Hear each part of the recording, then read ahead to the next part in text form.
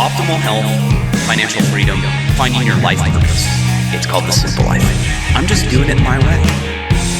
Welcome to The Simple Life with Gary Collins, your how-to guide for getting your shit together. This is life. You gotta work on all these till the day you die. The only thing missing is you getting off your butt and doing it. Dr. Lembke, thank you for coming on, first of all. I really, really enjoyed your book. Well, thank you. Thank you for reading it, and thank you for inviting me on your show. I'll show Dopamine Nation people. You could see all my marks here. I bent pages. I was really enthralled. Like I was telling you before we started recording, I read a lot of books. I get sent books by publishers all the time. A lot of them are terrible.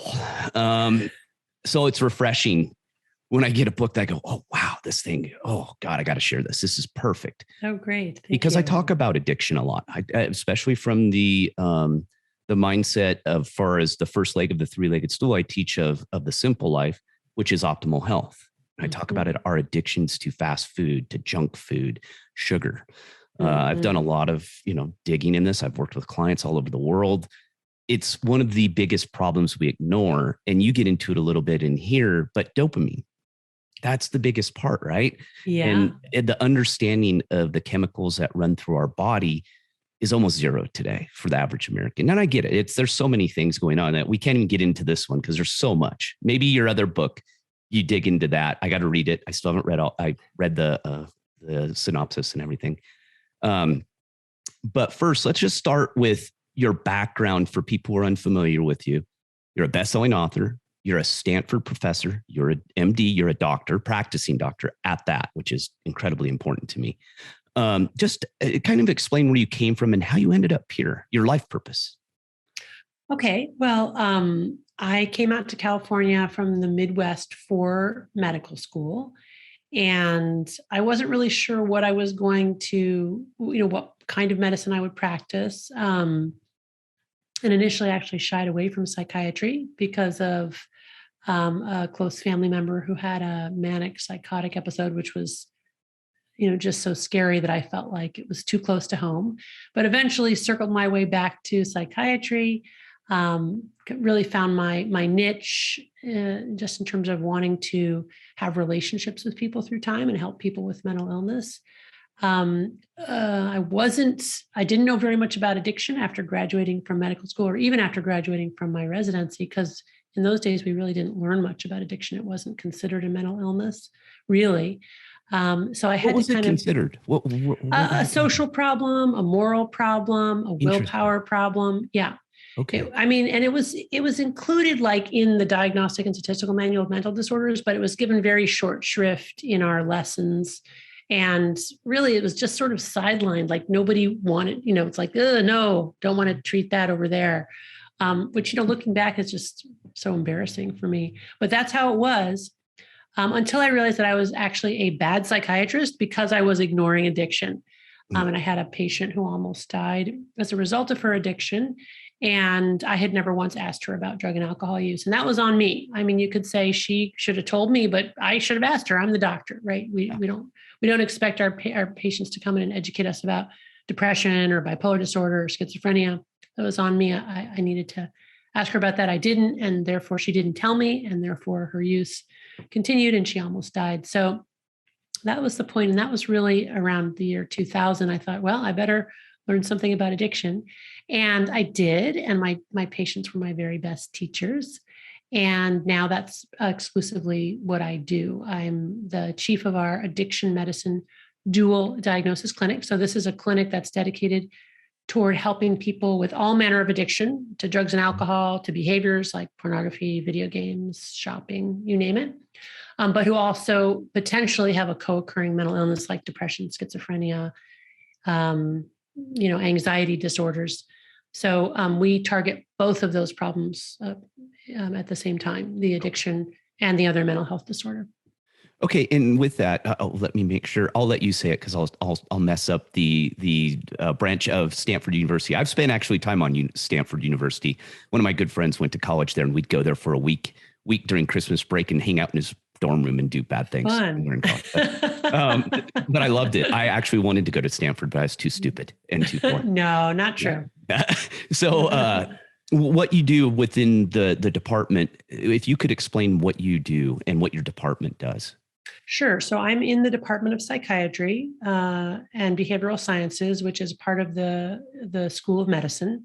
Okay. And I am the head of our clinical addiction medicine division. I run our clinic and also am medical director of all of our addiction treatment services, from our inpatient consult service to our outpatient services. I have the classic three-legged stool, which is that I see patients, I do research, and I teach. And I teach everything from Stanford undergraduates to residents to fellows to people out in practice to lay people to people in your audience. I consider myself a clinician educator. Well, and that's so important to me because I've an episode that will come out prior to this. I think it's tomorrow. I've kind of coined this term false prophets in society today. And I consider a big part of the problem we're in today, is that a lot of people get their information from the wrong people. We're here as humans because we learned from our peers. We were in tribes. We had to learn from the people who experienced things. The elders taught us how to hunt, not the other children taught us how to hunt. It was the people who hunted who taught us how to hunt and hunt better.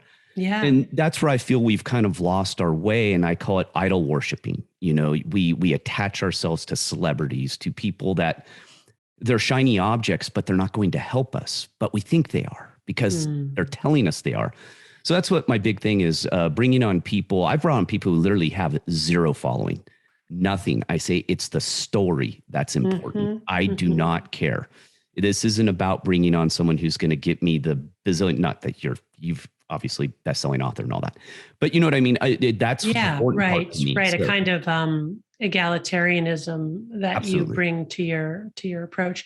Well, in the field of addiction medicine and especially the world of recovery, experiential knowledge is highly valued. So Alcoholics Anonymous and other 12-step groups is built on the bedrock of peer recovery, peer knowledge, experiential knowledge, and there's a huge value placed on people's life experiences as a source of wisdom.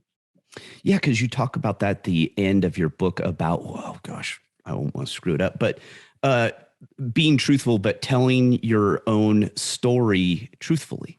Right. Yeah. Talk about radical honesty. There you go, radical honesty. Yeah, and the importance of telling the truth about things large and small as fundamental to healthy recovery from all manner of addiction. I think it's also fundamental to a life well lived, even if you're not struggling with addiction.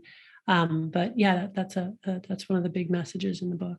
Well, let's dig right into the Dopamine Nation. What is dopamine? Because a lot of people, we hear about it, we hear about the serotonin and dopamine dumps and adrenaline. What is dopamine and how does it affect our everyday life?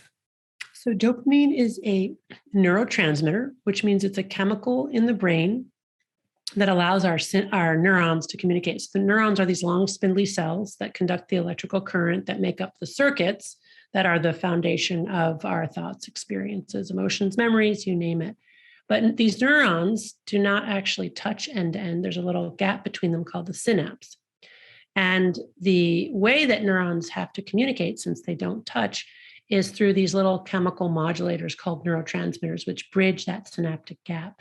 So dopamine is one of those neurotransmitters. It gets released from the presynaptic dopamine releasing neuron, bridges that space to the receptor on the postsynaptic dopaminergic neuron, and hence allows these electrical signals to pass from one neuron to the other. And dopamine has a number of different functions in the brain, but one of its most important functions is that it's central to the experience of pleasure, reward, and motivation, especially in a unique part of our brain called the reward pathway, which is in a highly conserved, evolutionarily very old part of the brain in the lower parts of our overall brain structure.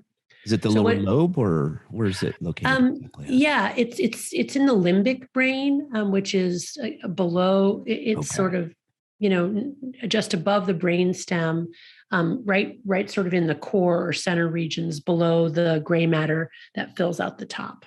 Oh, wow. Okay. Yeah. And the brain is so interesting. If I could go Yeah, back it in time, I is. probably would have changed my studies. Um, with Well, I that, mean, we're all students of the brain, right? In some form or well, fashion. well, yeah. And I would love to, because addiction obviously is a big part of what we're going to talk about and what you talk about Yeah. in the book.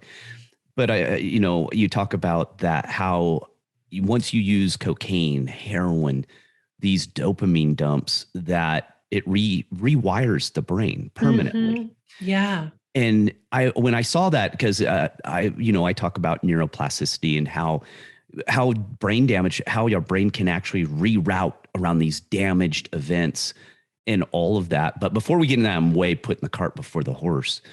Let's talk about the role of dopamine in addiction and how those two happen and the connection Yeah, between the two. yeah.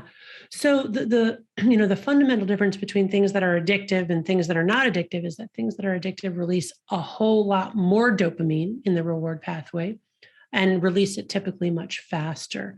And so what happens is it's actually a stressor on the brain that the brain then has to accommodate. And one of the most exciting findings in neuroscience in the past 100 years or so is that pleasure and pain actually work like opposite sides of a balance. So when we experience something pleasurable, that balance tilts to the side of pleasure, and we get a little release of dopamine in the brain's reward pathway. If we use an intoxicant, then we get a big tilt to the side of pleasure and a very fast tilt to the side of pleasure, and we release a whole lot of dopamine.